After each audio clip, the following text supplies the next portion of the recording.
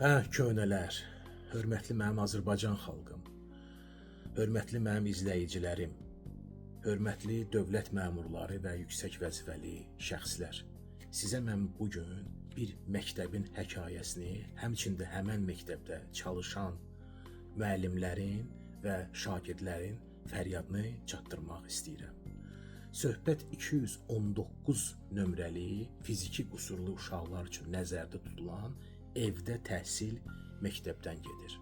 Baxmayaraq ki, həmən məktəb 1937-ci ildən Azərbaycanda fəaliyyət göstərir, son illərdə elə bir qərar qəbul olunub ki, o məktəb bağlanılmalıdır.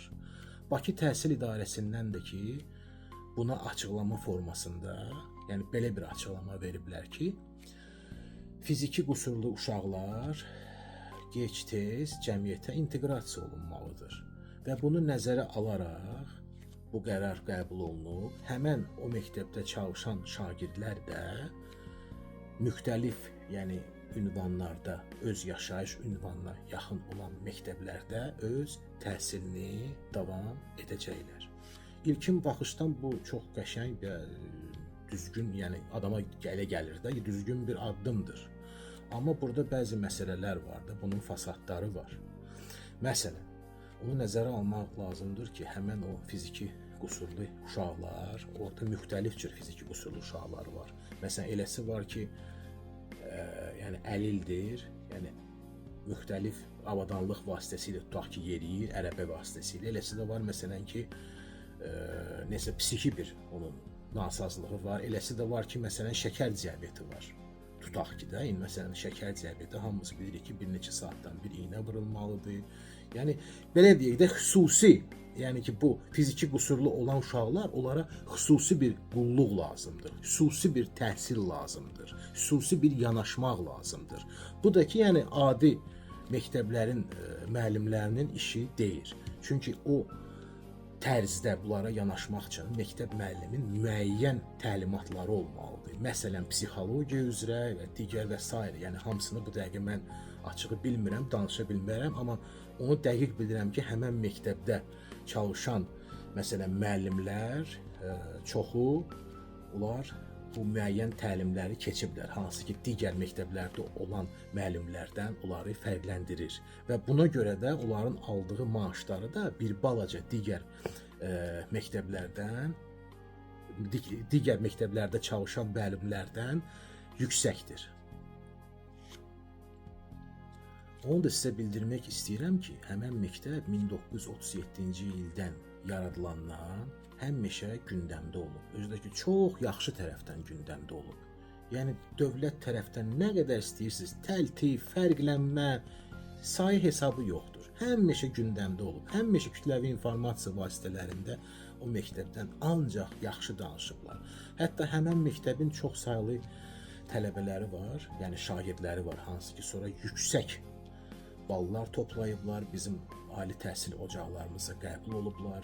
Nəticədə çox qəşəng mütəxəssislər oldular öz sahəsində. Məsələn, onların arasında elələri var ki, eləsi var. Siz yəni girib maraqlansınız, hansı ki, sonradan özü hüquq müdafiəçisi olub, yəni vəkil olub və məhz fiziki qüsurlu olan insanların, əlillərin hüquqlarını müdafiə edir. Məsələn, həmən məktəbdə mən sizə deyim, uzun illər minlərlə şagirdlər olub, minlərlə. Halbuki hal-hazırda heç 200-ə oranın şagird hesabı, yəni şagird sayı çatmır. Onu da vurğulamaq istəyirəm ki, uzun illər həmən məktəbdə Sədaqət Məmmədova adlı bir direktor vəzifəsində çalışıb, məktəbə rəhbərlik edib.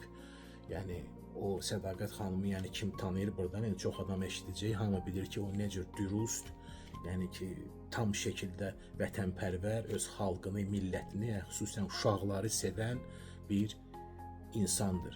Və bunu da qoyaq bir qırağa, özünə görə, yəni çox böyük bir mütəxəssisdir təhsil sahəsində, həmçində çox gözəl bir idarəçilik qabiliyyətinə malik olan insandır.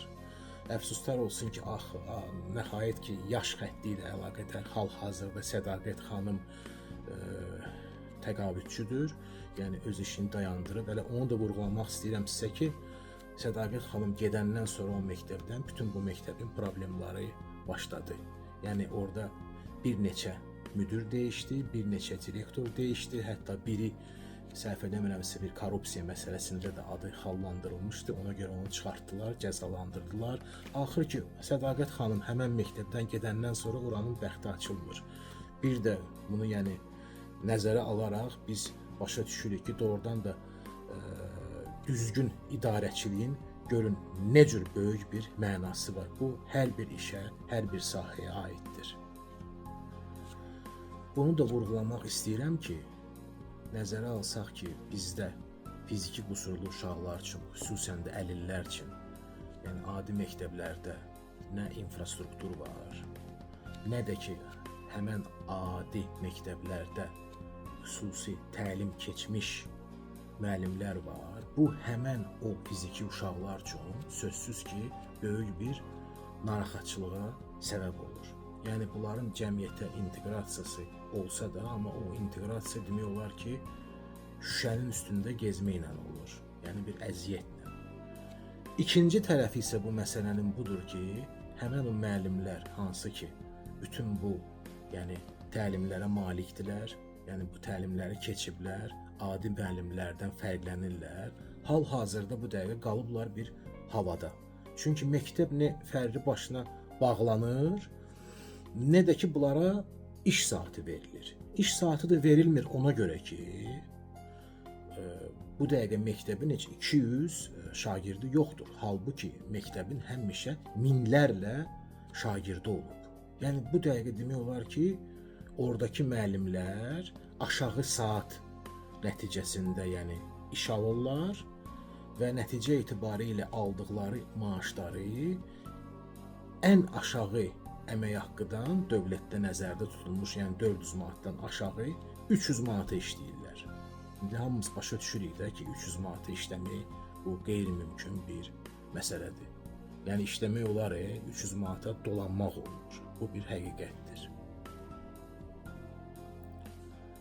Uzun sözün qısası, sözü gedən məktəbin müəllimlər kollektivi, həmçində şagirdlərin valideynləri müraciət edirlər bizim ölkəmizin rəhbərliyinə, bizim ölkəmizin birinci vitse-prezidentinə Mehriban xanım Əliyevaya. Xahiş edirlər ki, Mehriban xanım kömək eləsin, həmən bu məktəb öz fəaliyyətini davam eləsin. Bu qədər. Qəlbdən qəlbə.